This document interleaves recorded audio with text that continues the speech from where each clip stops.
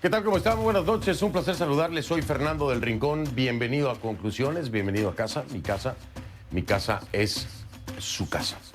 Y le recuerdo, hoy es viernes, algunos de nosotros, algunos sobrevivimos la semana. Y las cosas están, cuando sobrevivimos la semana, para festejarlas, ¿eh? No me queda ninguna duda. Esta noche hay surtido rico en Conclusiones. Le tengo Venezuela, le tengo México y le tengo Guatemala. Así que mejor iniciamos porque el tiempo se nos va. Vamos.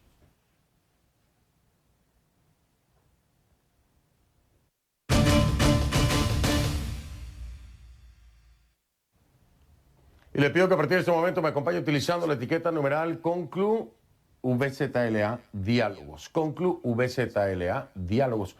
Sus comentarios, por favor, a mi cuenta de Twitter con esta etiqueta Conclu VZLA de Venezuela Diálogos. A mi cuenta de Twitter, @soyfdelrincón, @soyfdelrincón. Hoy comienza, como usted sabe, un nuevo diálogo entre el gobierno de Venezuela, el régimen de Maduro y la oposición.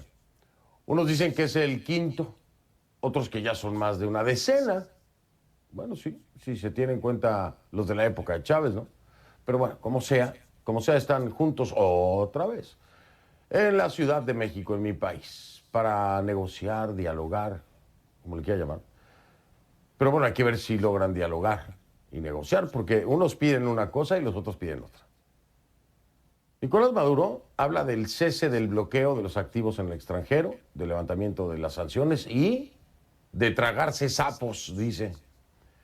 Mientras que Juan Guaidó, líder opositor, tiene como objetivo lograr un proceso electoral limpio, pero ya aclara que las condiciones no están dadas. Escuche usted.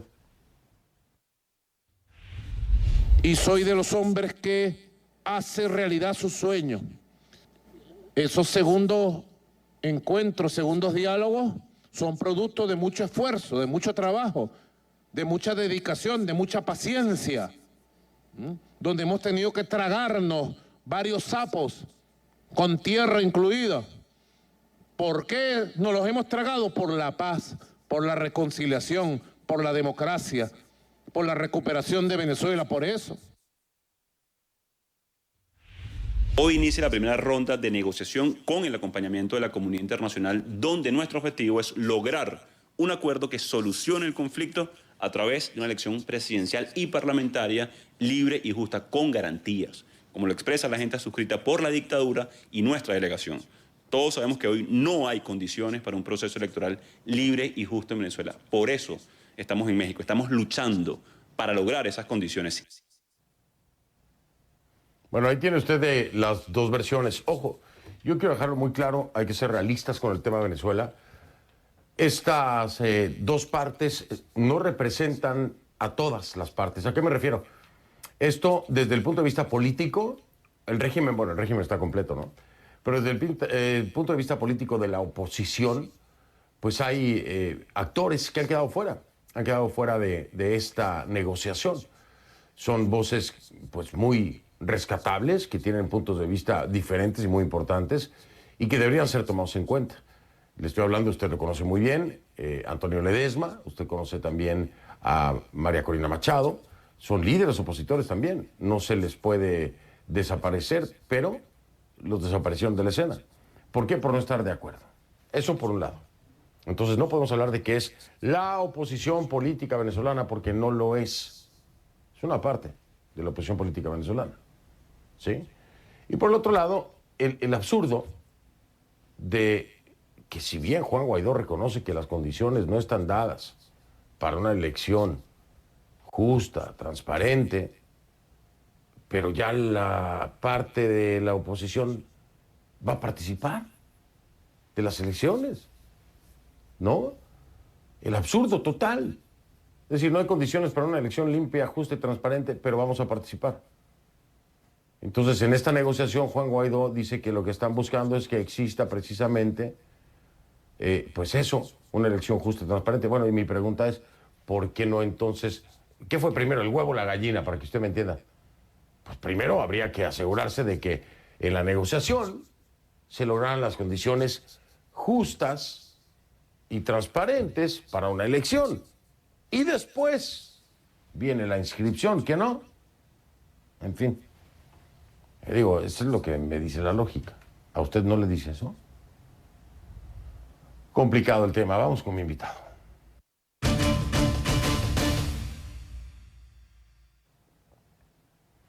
Y le doy la bienvenida a otra voz sumamente importante, por supuesto, Diego Arria, expresidente del Consejo de Seguridad de las Naciones Unidas, ex embajador ante la ONU, ex gobernador de Caracas. Me acompaña en vivo desde Nueva York.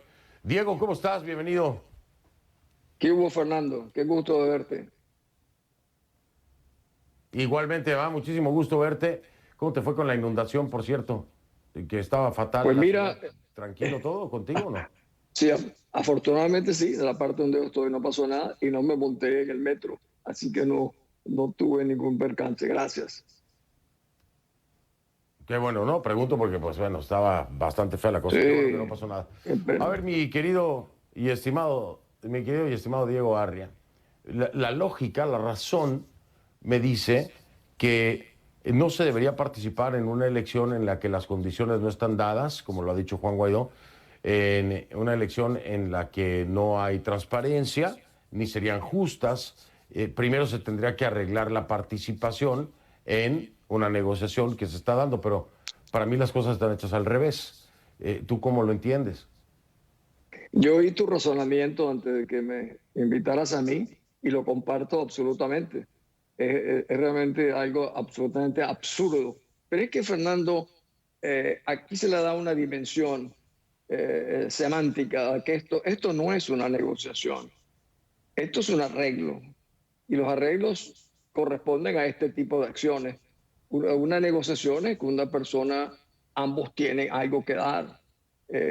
Nosotros lo que tenemos que dar es rogarle a los Estados Unidos que le quiten las sanciones al régimen, a los criminales que están perseguidos por violaciones de los derechos humanos y que le regalemos el oro que está en Inglaterra, Citgo, etcétera. Eso es lo que tiene. Esto no es una negociación. En México se está cumpliendo un ritual. Para mí, que los cubanos, la política exterior cubana, convencieron a los noruegos de que el sitio para hacer las negociaciones era en México, así como antes convencieron a los colombianos que el sitio para las negociaciones era La Habana. Aquí no hay negociación, aquí hay un ritual de algo que para mí ya está convenido y el primer paso lo estamos viendo en la participación en algo que llaman elección. Pero, a ver, explícame una cosa.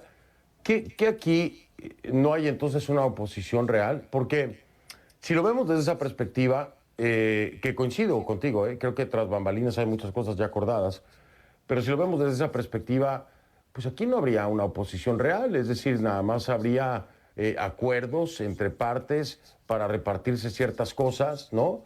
Pero no una oposición real. El hacerlo en México, ¿no? Con un gobierno como el de Andrés Manuel López Obrador, que sabemos bien hacia dónde tira. Con un Nicolás Maduro que salió prácticamente a burlarse, ¿no? Del propio Ramos Ayub y etcétera.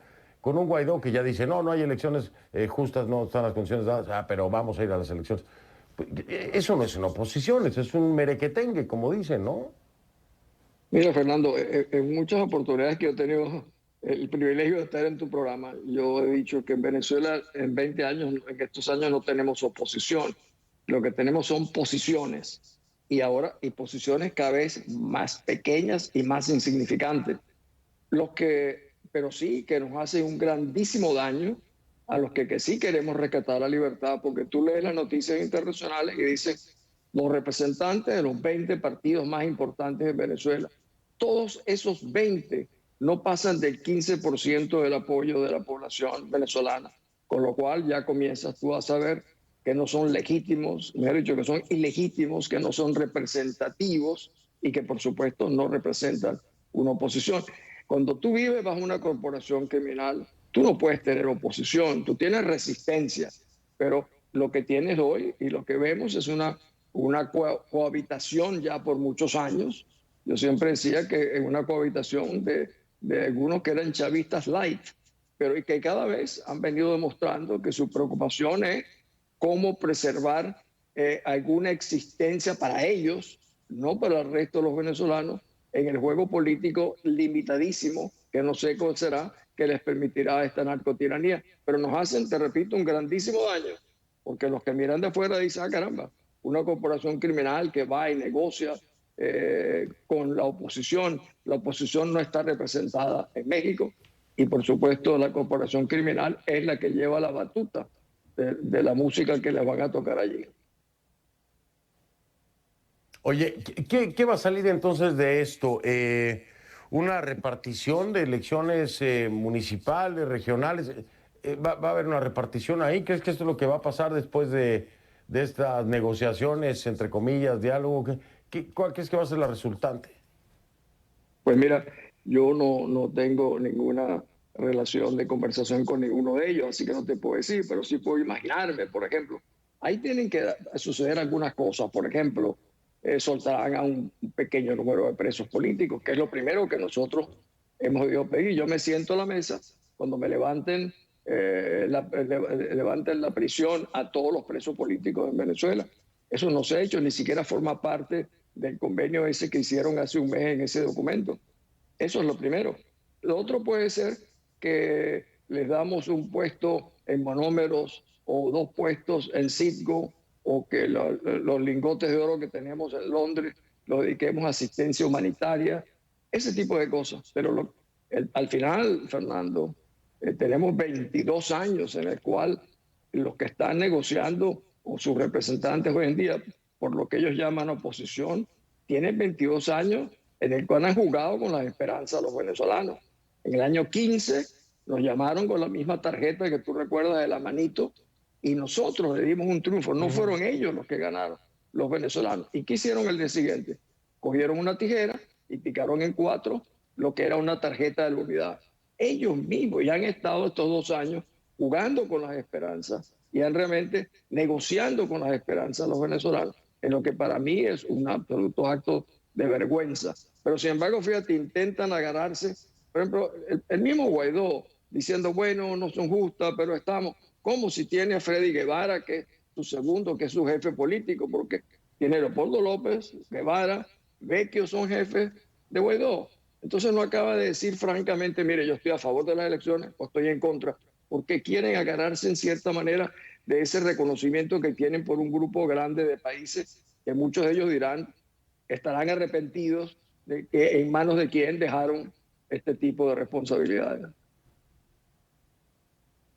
Pero me cuesta mucho trabajo creer, Diego, que voces como la tuya, que voces como la de María Corina, como la de Antonio Ledesma, que por cierto ya han estado todos aquí en el programa, que esto es un fenómeno súper extraño con la oposición. Tienen unas épocas en las que todos quieren hablar conmigo en el programa, incluso nos contactan para estar aquí, ¿no? Y apenas se les empieza a cuestionar fuerte y son como el mismo régimen. Desaparecen, desaparece Leopoldo, desaparece Carlos Vecchio, desaparece Juan Guaidó. De hecho, y lo tengo que decir con todo el cariño y toda la responsabilidad, Leopoldo me tenía una entrevista confirmada y me la canceló de último momento, porque se les cuestiona esto. Pero yo digo... Y bien, es el jefe político. Eso... No, de verdad, ellos piensan que yo no me doy cuenta, piensan que no me doy cuenta y que no lo voy a decir. Claro que lo voy a decir, la gente tiene que saber eso. Tienen actitudes muy parecidas a las del régimen, en cuanto no estás de acuerdo con ellos, desaparecen y no quieren saber nada de ti, pero apenas te necesitan, aquí están hasta llamando. Ahora, yo digo, la voz de Diego Arria, la voz de María Corina, la voz de Ledesma, no son voces que pasen desapercibidas, son un megáfono muy importante. ¿Cómo es posible que la comunidad internacional no los esté escuchando, Diego? ¿Cómo es posible que la comunidad internacional no se dé cuenta que realmente no hay una representación de la oposición en su totalidad? Y encima de eso, que la mayoría de los venezolanos no quieren lo que está haciendo ahora este sector de la oposición. Déjame hacer pausa para que me hables acerca de esto. ¿Cómo es posible? Perdóname, con todo el respeto. Es un punto. Pero tu voz... Es el punto clave, es el punto clave. Expresidente Diego Arias, expresidente del Consejo de Seguridad de las Naciones Unidas. ¿Qué me vas a decir que no tiene más peso que la de Guaidó? Perdón, pero no hay comparación en la experiencia a nivel política nacional y política internacional de un señor como Diego Arria con Juan Guaidó. Se tenía que decir y se dijo. Voy a hacer una pausa, regreso para escuchar a Diego Arria a ver si piensa lo mismo que yo, fuera del tema ego, ¿no? Más adelante en este programa también vamos a hablar de México. Ya aprobaron la ley federal de la revocación de mandato, que ha sido impulsada por Andrés Manuel López Obrador. Pues otros están de acuerdo y unos lo ven no como revocación, sino como renovación. En fin, ¿es una oportunidad o es un peligro? Vamos a analizar esto.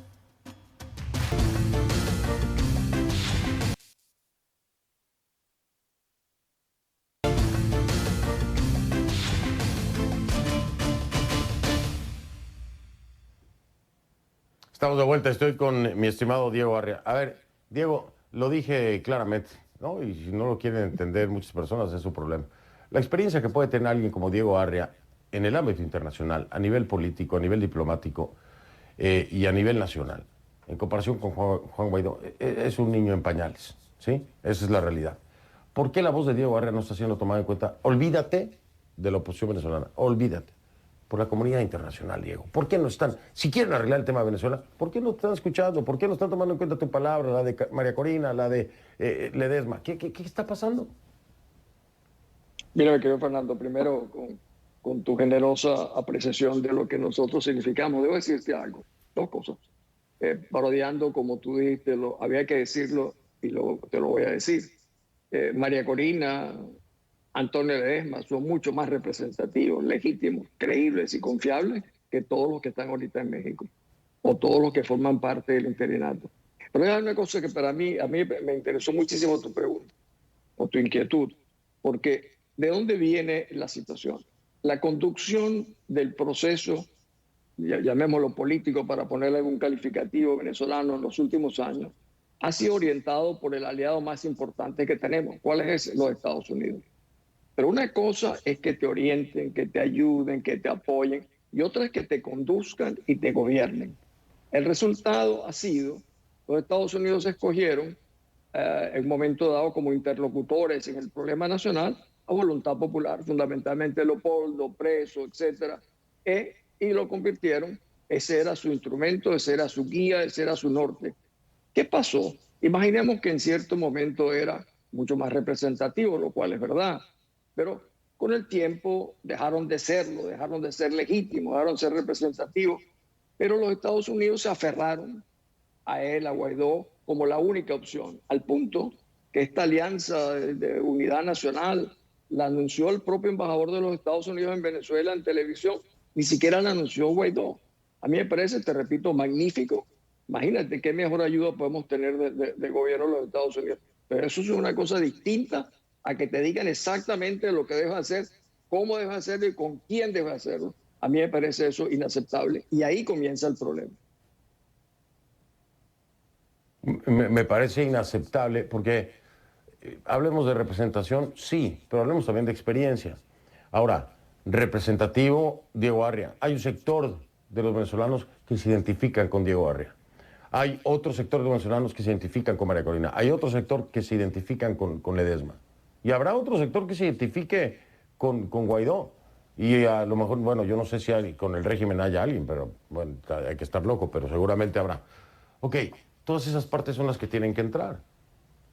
En un minuto, ¿quién le explica eso a Estados Unidos y a la comunidad internacional? ¿O por qué no se lo explican? Fernando, el caso venezolano ha dejado de tener trascendencia no solo en los Estados Unidos, trascendencia mundial. El foco se movió de nosotros, porque durante más de 2 años, este gobierno interino, en vez de dedicarse a lo que era el principio fundamental, que era el fin de la usurpación, como lo anunciaron, se dedicaron a otro tipo de cosas. Nombraban embajadores, embajadas, misiones, etcétera, que se manejaban empresas, en vez de dedicarse realmente a decir al mundo que teníamos una corporación criminal y que mientras la mantuviéramos no había ninguna negociación posible o acuerdo para sacarla. No, se engolosinaron, Fernando. Se engolosinaron con el poder, con la soberbia, porque si algo, yo te diría, es lo más significativo que yo veo en la falta no solo de experiencia, de conocimiento de muchos de estos, es la soberbia. Y en la soberbia esta es la que ellos han pretendido que no requieren a nadie. Tú puedes imaginar que la persona que más lucha hoy en Venezuela es María Corina Machado. por ejemplo.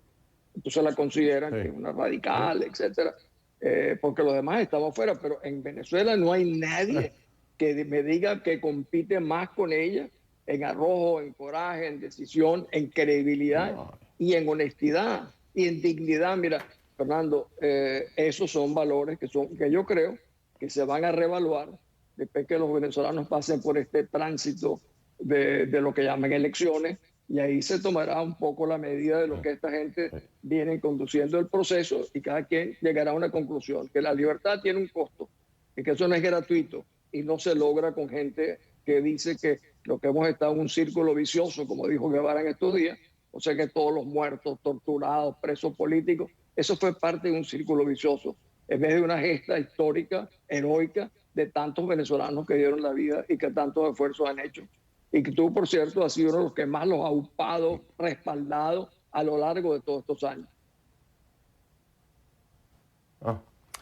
¿Qué te puedo decir, mi estimado Diego?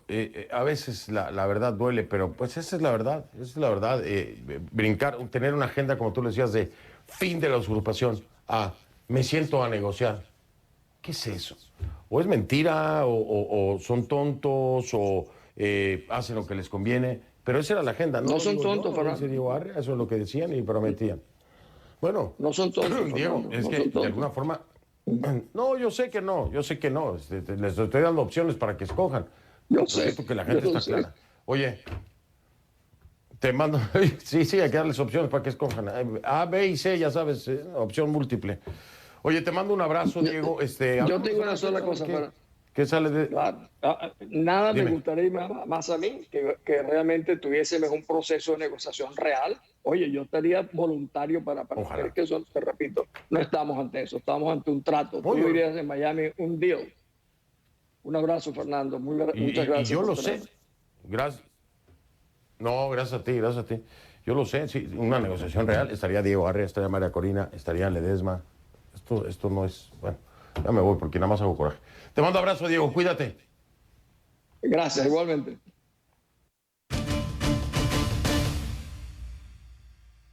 Aquí tenemos noticia en seguimiento de Guatemala. ¿Por qué?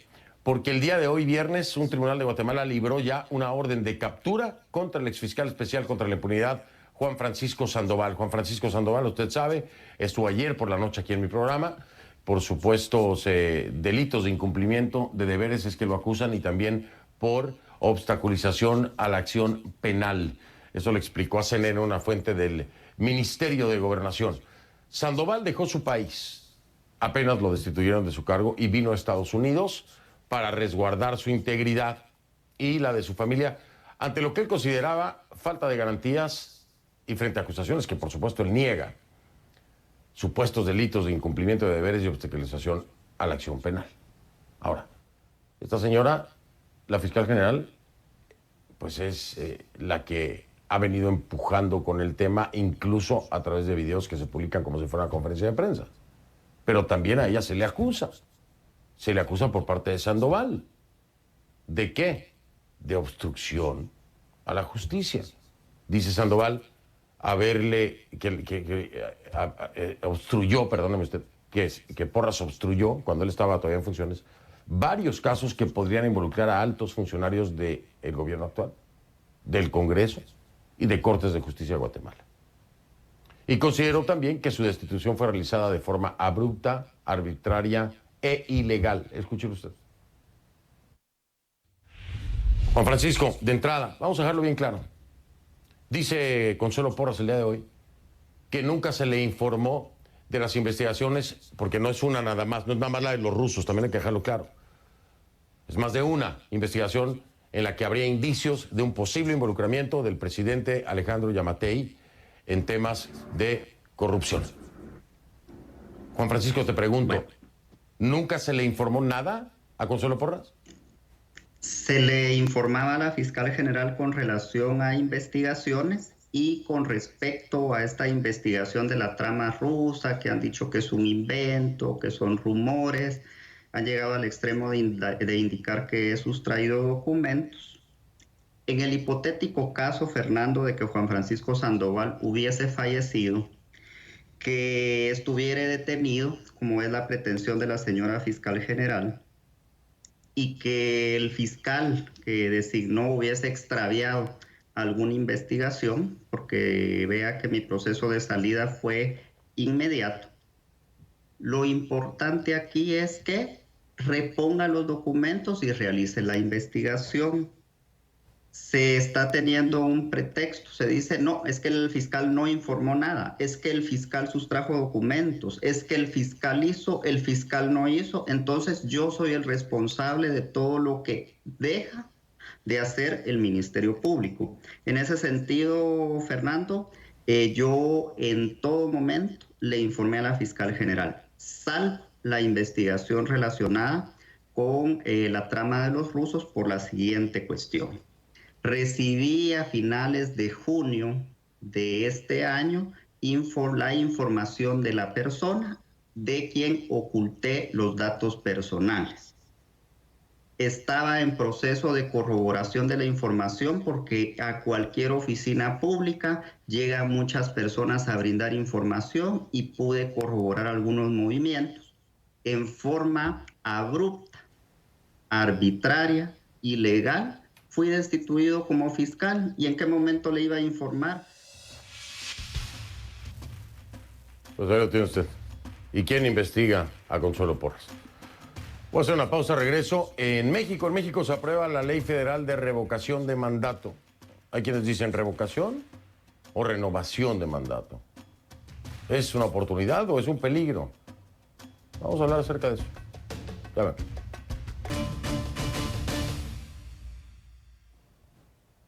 A partir de este momento, por favor, la etiqueta Conclu Revocatorio MX. El hashtag es Conclu Revocatorio MX. Etiqueta numeral, como le quieran llamar, hashtag Conclu Revocatorio MX. Por favor, sus comentarios con esa etiqueta a mi cuenta de Twitter, @soyfdelrincón.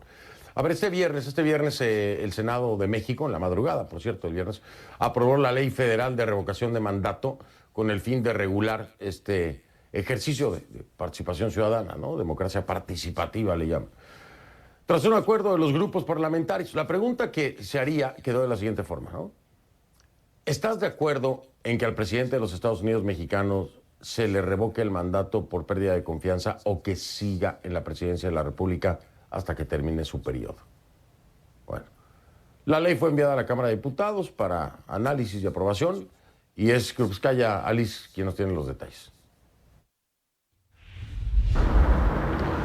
Avanza la iniciativa constitucional para la revocación de mandato propuesta por el presidente Andrés Manuel López Obrador y aprobada en el 2019 por el Congreso mexicano. Una figura que hasta entonces no existía dentro de la Constitución. Queda aprobado en lo general. La madrugada de este viernes, el Senado de la República dio un paso más y aprobó en lo general y en lo particular, con 101 votos a favor y 2 en contra, la Ley Federal de la Revocación de Mandato, es decir, la ley secundaria que regula los procedimientos para este referéndum. Una votación que, según señalaron, requirió del acuerdo entre los grupos parlamentarios representados en el Senado para establecer de manera clara que se trataba de una revocación y no de una ratificación en el cargo.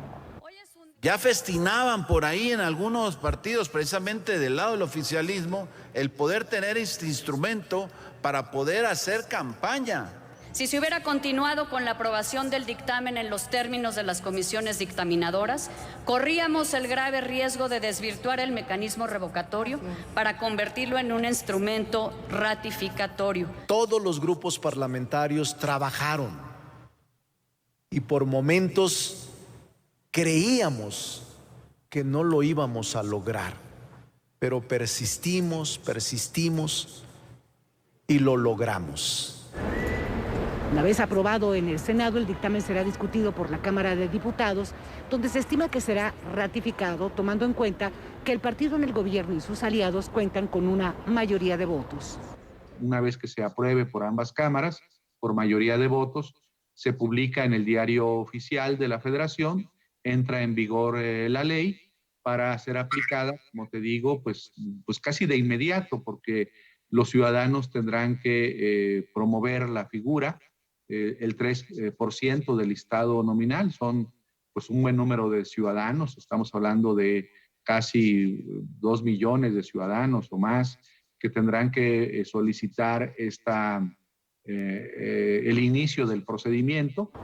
Este referéndum está planteado para que se realice en marzo o abril del próximo año y de acuerdo a la ley solo tendrá un carácter vinculante, ya sea para mantener al presidente o revocarlo del cargo, si en la votación que se realice a nivel nacional se alcanza una votación de por lo menos el 40% de la lista nominal de electores, es decir, unos 37 millones de mexicanos. Yulskaya Liz, CNN, Ciudad de México.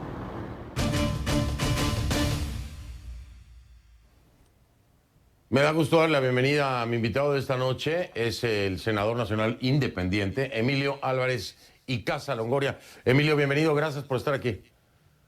Fernando, muy buenas noches, te saludo desde la Ciudad de México con mucho gusto y por tu conducto a la audiencia de CNN en español global. Así es, estamos desde, pues, ¿qué te puedo decir? Que de Canadá a la Patagonia, estamos en todo el continente. A ver, esto es muy importante, vi tu planteamiento desde más temprano, Emilio, lo hacías en Twitter. ¿¿Revocación o renovación de mandato? ¿Por qué lo manejas así? ¿Por qué lo manejas en términos de revocación o renovación? ¿Desde dónde partes? Mira, justo esa es la discusión. Yo pienso, Fernando, que hay un vicio de origen. En la reforma constitucional del 19, por eso voté en contra, y ayer también voté en contra, porque déjame decírtelo de dos maneras muy fáciles. La revocación es un instrumento de la gente cuando se le pierde la confianza al gobernante. Déjame decirlo, es para despedir a un empleado o a una empleada que no te gusta cómo trabaja. La renovación del mandato es un instrumento del gobernante para hacer campaña y entonces salir nuevamente a eventualmente utilizar todo el aparato de gobierno en su favor y el de su partido, lo que pudiera influir, por ejemplo, en elecciones estatales o lo que pudiera influir en la distracción de la agenda nacional. Y me parece que esa discusión está planteada desde origen, como viste ahorita mismo en la nota, sigue la tensión y ayer mismo, senadores integrantes de la coalición de gobierno seguían hablando pues de renovación, de evaluación, de continuidad. Nada de eso tiene que ver con un derecho de la gente cuando le pierde la confianza a un gobernante. Y me parece que entonces hay un vicio de origen que infelizmente no se ha corregido, Fernando. Hay un vicio de origen que no se ha corregido y al mismo tiempo, Emilio, veo preocupación. Ya me ha señalado en diversas ocasiones Porfirio Muñoz Ledo, a quien le tengo mucho aprecio, aunque no tenemos las mismas ideas, porque hago una comparación con el esquema venezolano, con el esquema del régimen de Chávez, con el esquema del régimen de Maduro. Y hay preocupación también por parte de la oposición, no solamente por un vicio de origen, sino por las intenciones que hubiera o pudieran existir detrás de este referendo revocatorio.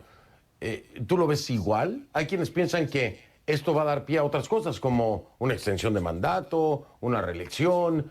¿Lo ves igual? ¿Te parece que es otro de los graves peligros, además de un vicio de origen que ya planteabas?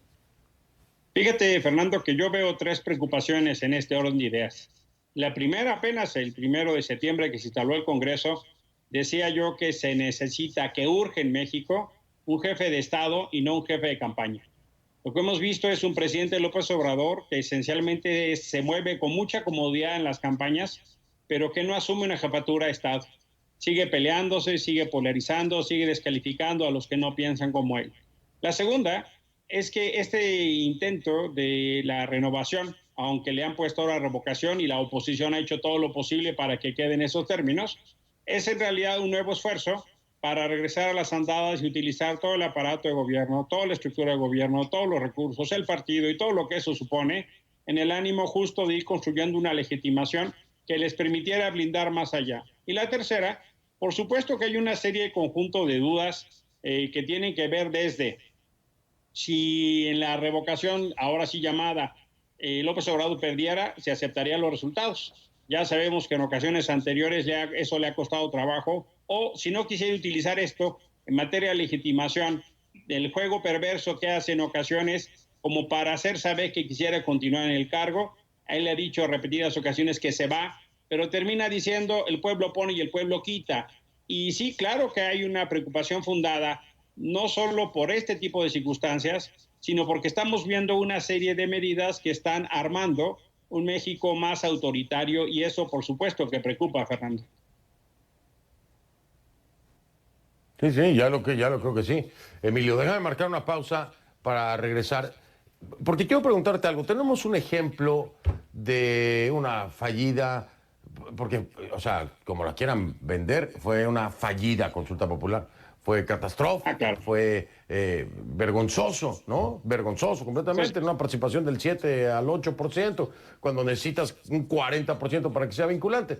Entonces yo también en algún momento pienso y digo, a ver, pero no se está haciendo demasiado ruido. Cuando vemos que este intento de una consulta popular se queda en el 7%, yo dudo mucho, honestamente, Emilio, y tú me lo dices después de la pausa, yo dudo mucho que se vaya a tener la capacidad de llegar a un 40% en algo que primero los mexicanos no están acostumbrados y segundo, yo no sé qué tanto les interese, honestamente te lo digo. Pero hago pausa, Emilio, regreso y hablamos de eso. ¿Qué te parece? Estoy con el senador nacional independiente, Emilio Álvarez y Casa Longoria, que me acompaña. Regreso con él, seguimos charlando.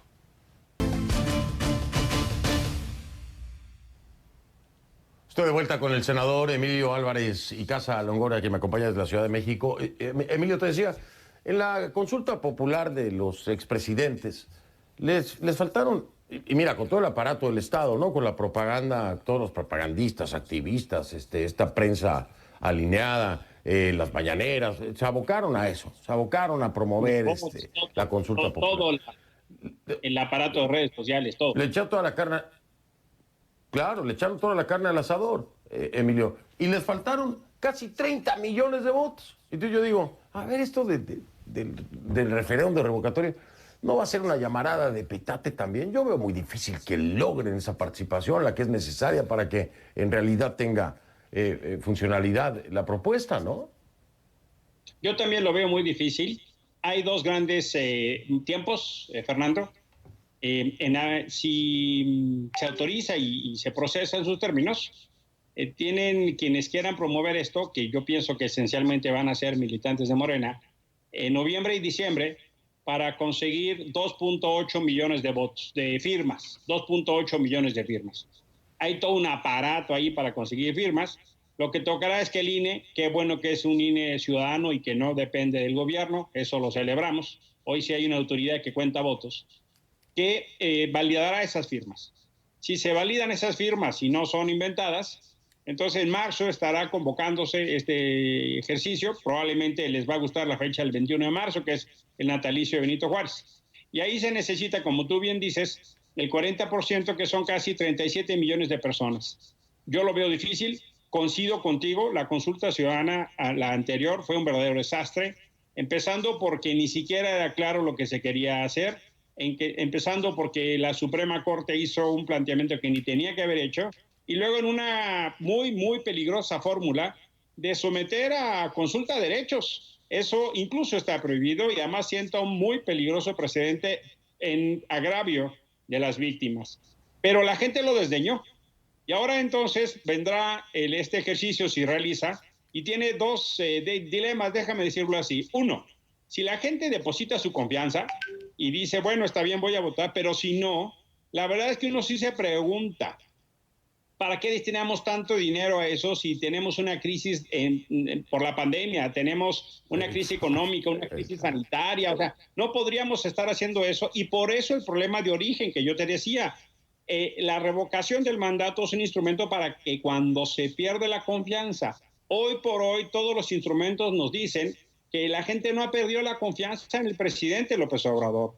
De manera que solo se aplica cuando la gente quiere, no cuando el gobernante lo convoca. Ahí está el riesgo justo, Fernando, porque eventualmente vamos a hacer un ejercicio multimillonario cuando, hombre, tenemos tantas necesidades, desempleo, falta de vacunas, falta de medicamento para niños con cáncer, hay una quiebra grande de una enorme cantidad de empresas. Bueno, hasta nos faltan vacunas, pues, ¿no? Entonces, si uno se pregunta cuáles son las prioridades de este gobierno.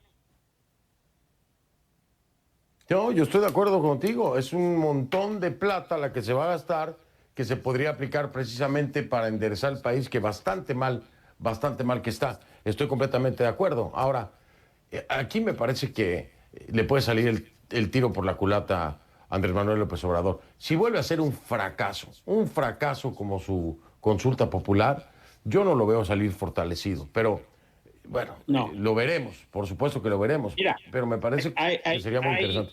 Oye, me tengo que ir. En breve, Emilio Weber. Si la oposición hace una apuesta también y resultara que fuera al revés, pues también ahí puede salir no fortalecido. En las próximas semanas vamos a ver qué sucede, Fernando. Sí, ya lo creo que sí, Emilio. Me dio mucho gusto tenerte, que se repita, que sea más frecuente. Te mando un abrazo de la Ciudad de México y gracias por haberme acompañado. Gracias. Buen fin de semana. Buenas noches, buen fin de semana. Igualmente, el senador independiente Emilio Álvarez y Casa Longoria me acompañó. Hago una pausa, regreso un momento. Soy Fernando del Rincón, gracias por haberme acompañado. Le recuerdo, es viernes y algunos de nosotros sobrevivimos la semana. Lo dejo entonces siempre diciéndole que si no lo vio en conclusiones, no lo vio. Y si usted me lo permite, lo veo el lunes. Que tenga un excelente fin de semana, lo mejor que pueda, dadas las circunstancias. Gracias, pásale.